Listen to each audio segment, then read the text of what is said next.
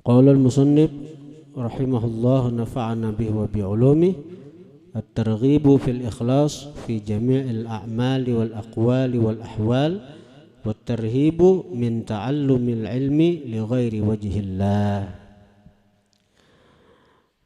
Yang sama-sama kita muliakan Al-Mukarram Al-Habib Dzulqarnain Adz-Dzahir beserta putra beliau serta para alim ulama, guru-guru agama, para tokoh-tokoh masyarakat, para hadirin hadirat jamaah majelis zikir dan surah Al-Ikhlas Riyadhul Muhibbin yang dirahmati Allah Subhanahu wa taala. Kita masih membicarakan tentang ikhlas pada sekalian amal, perkataan dan keadaan, dan menakut-nakuti dari mempelajari ilmu karena selain Allah. Qala Allah Ta'ala, Allah berfirman, wa ma umiru illa liya'budullaha mukhlishina lahuddina hunafa, dan tidaklah diperintah mereka kecuali untuk beribadah akan Allah hal keadaan ikhlas karena Allah. Hunafa condong kepada kebenaran. Hunafa itu condong kepada yang benar. Nang benar napa? Amal nang dikerjakan karena Allah. Wa yuqimus salata, dan mereka mendirikan sembahyang. Wa yutuz zakata, dan menunaikan zakat. Wa dzalika dinul qayyimah, itulah agama yang lurus. Wa qala ta'ala, Allah berfirman, man kana yuridu harthal akhirati nazid lahu fi harthih, barang siapa menghendaki akan pahala akhirat, nazid lahu fi harthih, kami akan tambah baginya pada pahala itu. Jadi Allah Ta'ala itu maha pemurah. Amal ibadah kebaikan yang kita kerjakan itu kada sebanding pahalanya dengan napa nang kita gawi. Malahan Allah Ta'ala itu bisa melipat gandakan amal gawian kita, amal ibadah kita dengan beberapa sebab.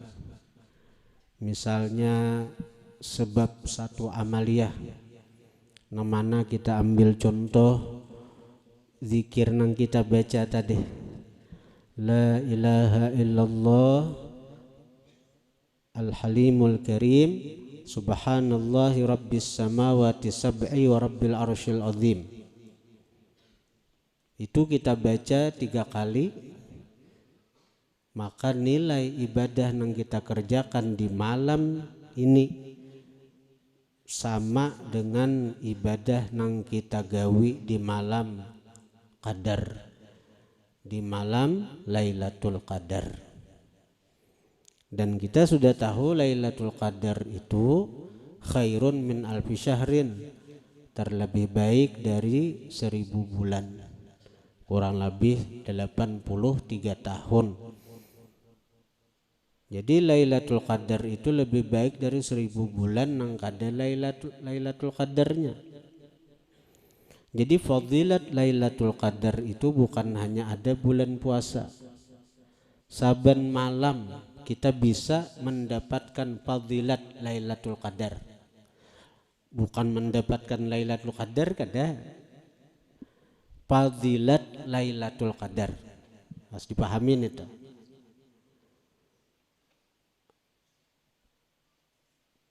Kalau bulan puasa memang Lailatul Qadar nang sebujurannya ada keajaiban-keajaiban nang Allah nampakakan. Karena memang pada malam Qadar yang ada pada bulan puasa itu merupakan hari raya para malaikat. sehingga malaikat bersukacita, pintu-pintu langit terbuka bagi orang-orang yang diperlihatkan Allah pada malam itu, malam Qadar. Mereka akan melihat keanehan-keanehan tersebut. Dan di antara orang yang beruntung yang batamul Lailatul Qadar itu adalah orang yang dijamak atau diragap oleh Jibril alaihissalam. Itulah yang dimaksud tanazzalul malaikat warruh, turun malaikat dan roh pada malam Qadar itu. Roh di sini adalah malaikat Jibril. Jibril itu datang ke rumah-rumah orang beriman. Ada orang-orang beruntung yang beribadah di malam itu lalu diragap oleh Jibril. Tandanya itu adalah ketika ia beribadat, tiba-tiba dia menangis karena rindu dengan Allah, karena rindu dengan Rasulullah, atau karena memikirkan dosa-dosanya. Menangis. Nah, jadi tiba-tiba menangis. Nah, itu tanda waktu dapat sentuhan Jibril sehingga air matanya bisa mengeluarkan banyu, matanya bisa mengeluarkan air mata. Nah. Tapi kalau setiap malam kita bisa mendapatkan fadilat Lailatul Qadar, yaitu lebih baik dari 1000 bulan ibadah, lebih baik dari 1000 bulan, di mana amal ibadah kita itu lebih baik dari 83 tahun beribadah nang kadada Lailatul Qadar. Yaitu apabila kita mau mengamalkan zikir nang kita amalkan tadi, itu bagus tuh setiap malam dibaca itu. La ilaha illallahul halimul karim, subhanallahi rabbis samawati sab'i wa rabbil arsyil azim. Nah, ada di buku itu, ada di buku Malakan saban habis Isya. Nah, itu anugerah Allah Ta'ala tuh lawan kita. Allah ini maha pemurah sidin. Allah maha penyayang dengan hamba sehingga amal ibadah yang sedikit pahalanya liwar ganal.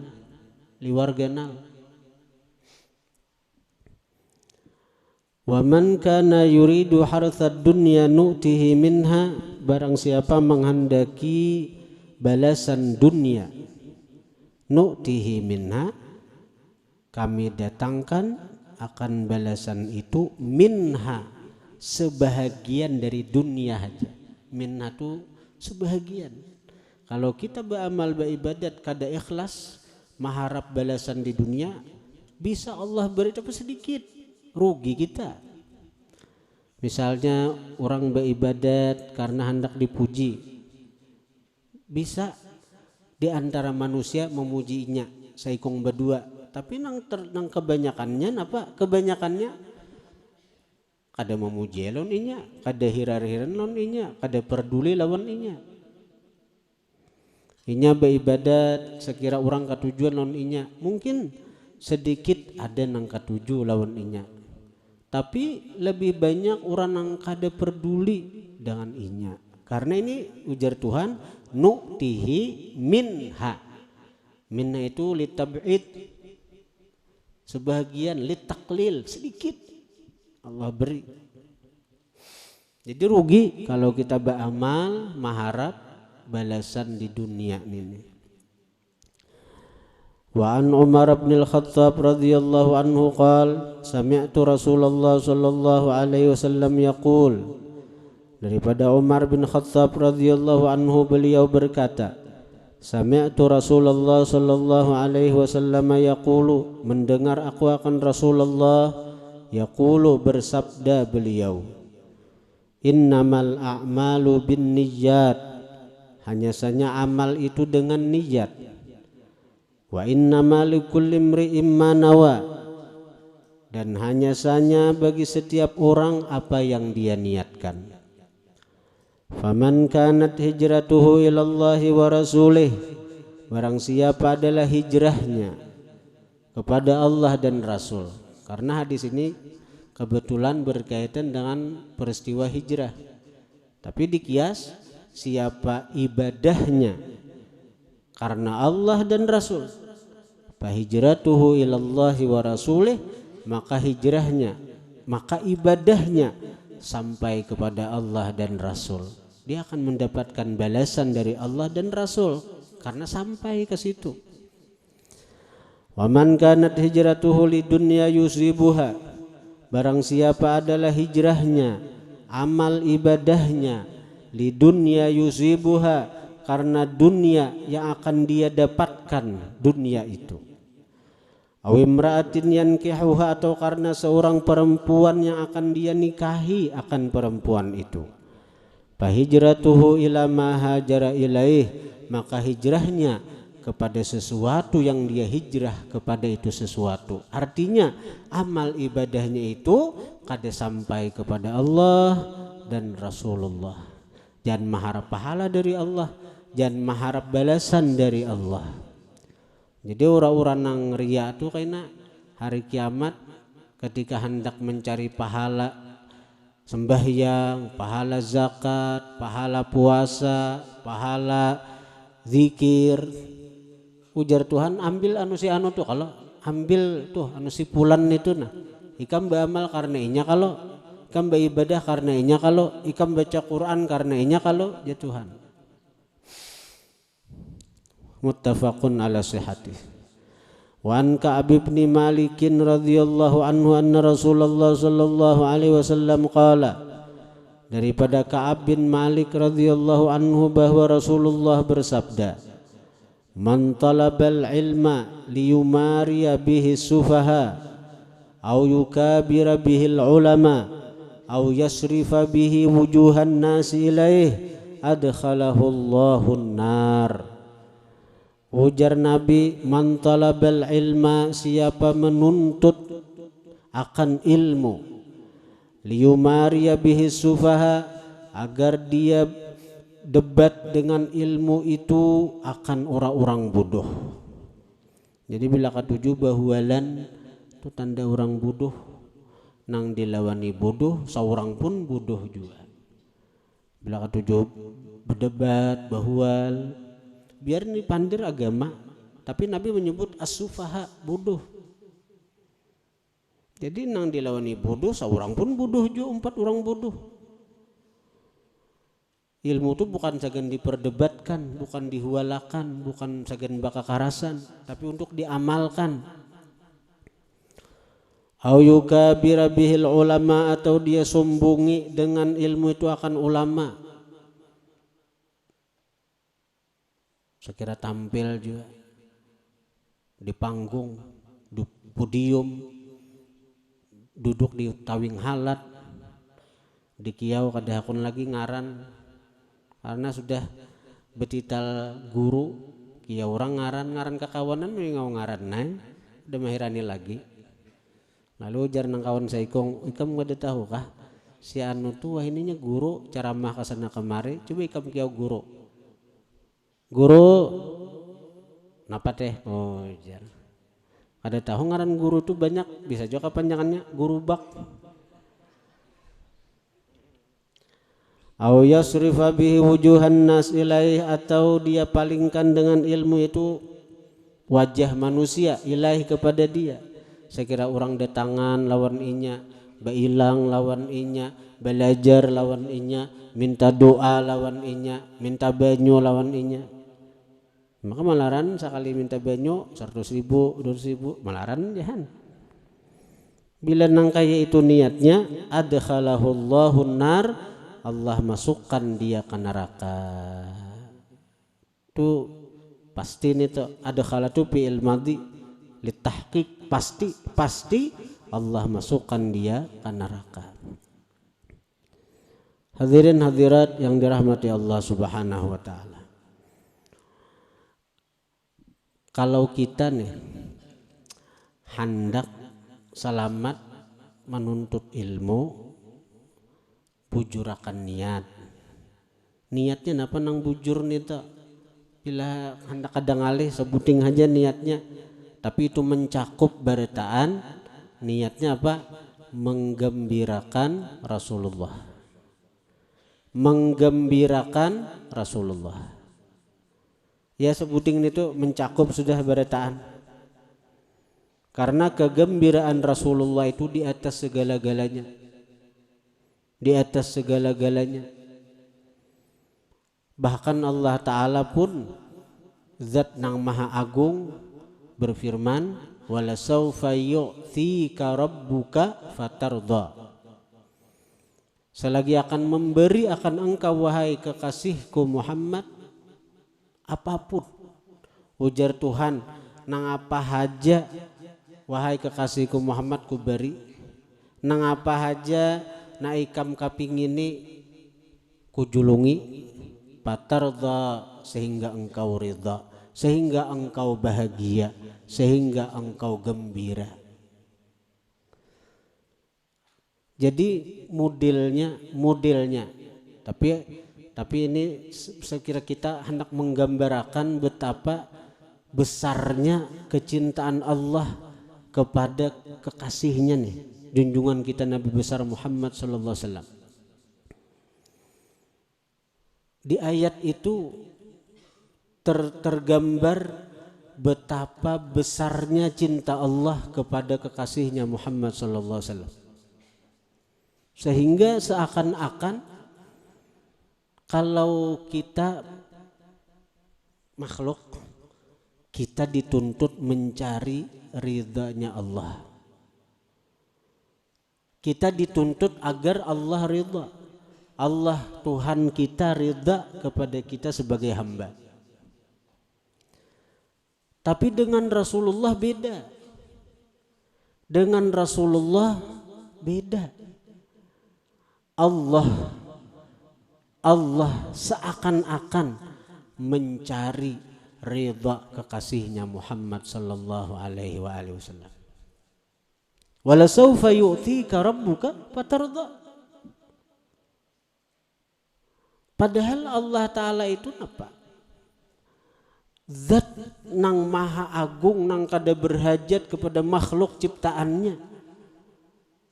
Rasulullah itu yang memberikan kemuliaan Allah, nang memberikan cinta yang begitu besar Allah, yang memberikan Nabi keagungan, kesempurnaan itu Allah. Napa lagi Allah Ta'ala mencari ridha Rasulullah lah.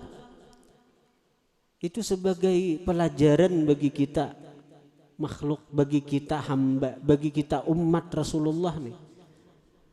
Kalau kita beramal, beribadat, niatnya menggembirakan Rasulullah, membahagiakan Rasulullah, itu sudah mencakup barataan, sudah mencakup barataan.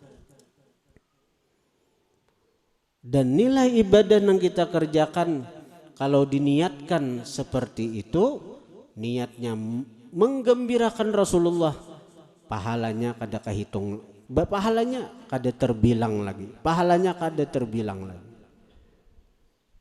Karena ini bagian daripada perbuatan Allah. Allah tadi mencari ridha kekasihnya Muhammad. Kita hamba berniat juga menggembirakan, membahagiakan Rasulullah sallallahu alaihi wasallam. Jadi kita hendak hadir ke majelis, hadirakan Rasulullah. Artinya aku ke majelis ini saya kira Rasulullah gembira. Kita tolak ke masjid, tolak ke pengajian, atau menghilangi keluarga, atau apapun, niatakan menggembirakan Rasulullah. Karena apa? Karena apapun yang kita kerjakan itu diketahui, dilihat oleh Rasulullah Sallallahu Alaihi Wasallam. Sebagaimana ujar Al-Quran, Allah berfirman, Inna arsalnaka syahida, sesungguhnya kami utus engkau wahai Muhammad syahida. Syahidat apa? Menyaksikan. Jadi Rasulullah itu menyaksikan apa-apa yang diperbuat oleh kita umat beliau. Sehingga apabila yang kita perbuat ini sesuatu yang sesuai dengan sunnah beliau, sesuai dengan syariat beliau, sesuai dengan ajaran beliau, Rasulullah akan gembira, Rasulullah akan bahagia karena melihat sunnahnya diamalkan oleh umatnya. Rasulullah akan gembira karena melihat syariatnya diamalkan oleh umatnya. Nah, tinggal kita aja lagi menghadirkan itu, saya kira kita niatkan. Jadi kita ada mikirkan lagi yang lain. Namun sebaliknya, kalau yang kita kerjakan itu bersalahan dengan sunnah, ada sesuai dengan syariat, Nabi akan sedih. Nabi akan sedih gara-gara kita. Karena itu ujar guru sekumpul, beliau berkata, pada maksiat yang kita kerjakan itu ada sesuatu yang sangat berbahaya. Apa itu? Yaitu membikin sedih Rasulullah. Maulah sedih kekasih Allah. Kita maksiat, Rasulullah melihat kita sedih Rasulullah. Siapa nama maulah sedih? Kita. Kada takutanlah. Maka Allah Ta'ala liwar sayang lawan Rasulullah. Tahu-tahu kita nang menyedihkan Rasulullah. Nah itu nang perlu kita pikirkan. Nah jadi kuncinya sebutin aja apa nang kita gawe bila hendak selamat, bila hendak berlipat ganda pahalanya, niatnya sebutin aja nang nyaman, niatakan menggembirakan Rasulullah. Selamat dari ujub karena kita kadeta pandang diri kita lagi, karena kita ini berkat Rasulullah, kita menghadirkan Rasulullah dan akan mendapatkan pahala yang berlipat ganda daripada Allah. Karena itu kita ini oleh iblis sering dibikin lupa dengan Rasulullah. Karena iblis tahu bila kita kau menghadirkan Rasulullah, kita akan beruntung dunia akhirat. Kita akan beruntung dunia akhirat. Karena itu diulah iblis kita nih, saya kira kayak apa, saya kira lupa lawan Rasulullah nang itu. Saya kira kada ingat lawan Rasulullah. Karena itu nang paling baik dijadikan wirid di dalam hati adalah banyak-banyak di hati ini berucap. Ini hati aja, di hati banyak-banyak berucap ya Sayyidi ya Rasulullah, ya Sayyidi ya Rasulullah, ya Sayyidi ya Rasulullah. Hai patuananku Rasulullah, hai patuananku Rasulullah. Hati kita selalu memanggil Rasulullah. Dan yakinilah bahwa Rasulullah mendengar panggilan kita. Rasulullah mendengar suara hati kita. Dan Rasulullah akan membalas panggilan itu. Rasulullah akan menjawab daripada panggilan itu. Ujar Rasulullah, "Madza turid ya ummati?" Apa yang engkau kehendaki wahai umatku? Arti apa dengan kita panggilan ya Sayyidi Rasulullah, apa yang kita kehendaki? Agar kita selalu bersama Rasulullah. Agar kita selalu bersama Rasulullah. Agar kita selalu merasakan kebersamaan dengan Rasulullah. Jadi bila kita hendak maksiat, kita ingat kita diawasi Rasulullah. Bila kita hendak menggawi dosa, kita ingat kita akan menyakiti Rasulullah, membikin sedih Rasulullah. Beruntung orang yang seperti ini di dunia dan di akhirat. Termasuk pesan daripada Tuan Guru Ayah Negara atau Syekh Ahmad Mughni kepada putra tercinta Sidin, yaitu ayahanda pengasuh Nurul Muhibbin Majelis di Gampak. Ada pesan Abah Sidin lawan Sidin, ujar Sidin, ujar nang Abah nih, ujar nang Abah 3 Sidin dipasani. Yang pertama ujar nang Abah, apabila ikam hendak beruntung dunia akhirat, 3 pasan kuitan Sidin lawan anak Sidin yang paling disayangi Sidin. Yang pertama, apabila engkau di majlis di satu perkumpulan, bisikkan di hatimu bahwa engkaulah yang paling hina di majlis itu.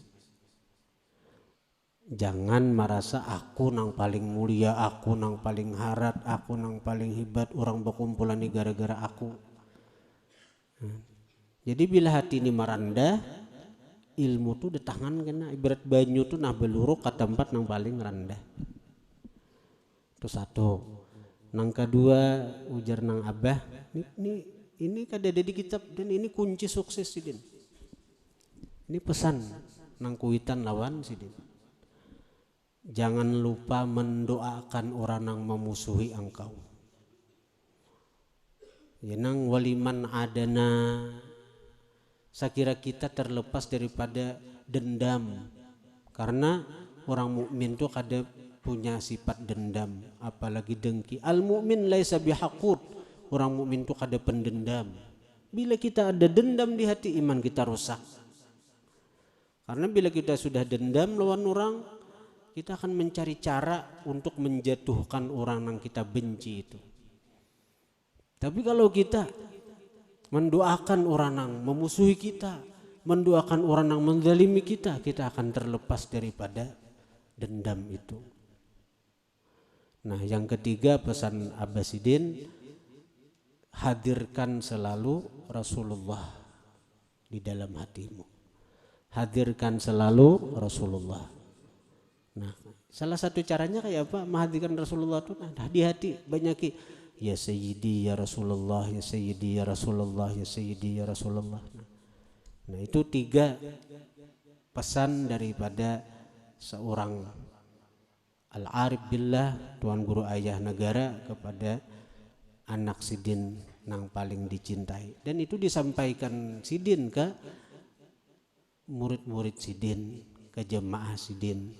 Jadi ulun kawah aja menyampaikan dia, seandainya pesan itu rahasia, bisa sih menyampaikan ke ulun aja tanpa izin Sidin, ulun kada boleh menyampaikan itu. Jadi bila hendak bahagia dunia akhirat, beruntung dunia akhirat, 3 tadi. Bila berkumpul di perkumpulan, satu perkumpulan, rasakan bahwa kitalah yang paling hina di perkumpulan itu. Jangan merasa diri paling mulia. Dan yang kedua, jangan lupa mendoakan orang-orang yang memusuhi kita. Dan yang ketiga, hadirkan selalu Rasulullah di dalam hati kita. Nah, kemudian at-tarhib min katmil ilmi wa min ayya lama wa la ya.